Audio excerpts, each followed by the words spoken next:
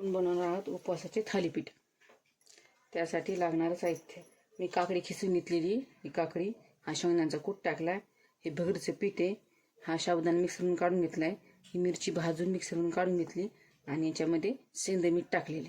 आता हे सर्व साहित्य आपण मिक्स करून घेणार आहोत.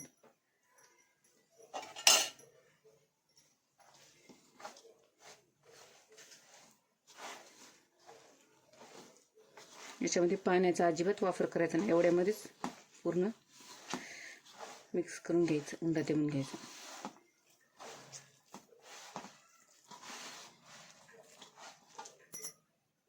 याच्यात आपण लागलं थोडं पाण्याचा वापर करायचा आहे. मी थोडासा करते, आपल्या गरजेनुसार.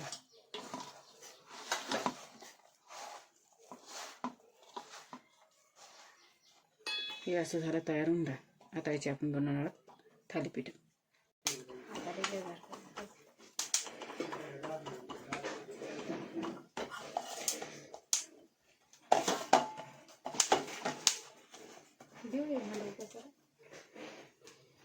हे झालं आपलं थालीपीठ. आता आपण टाकणार आहोत तव्यावर.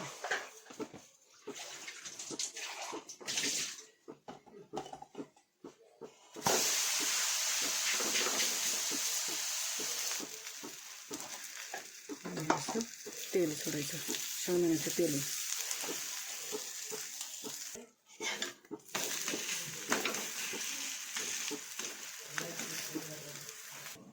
चटणीसाठी लागणारं साहित्य: हिरव्या मिरच्या, भाजलेले शेंगदाणे, अद्रकाचा तुकडा. हे सगळं मिक्सरच्या भांड्यात टाकून घ्यायचं. चवीनुसार मीठ टाकायचं, 2 चमचे.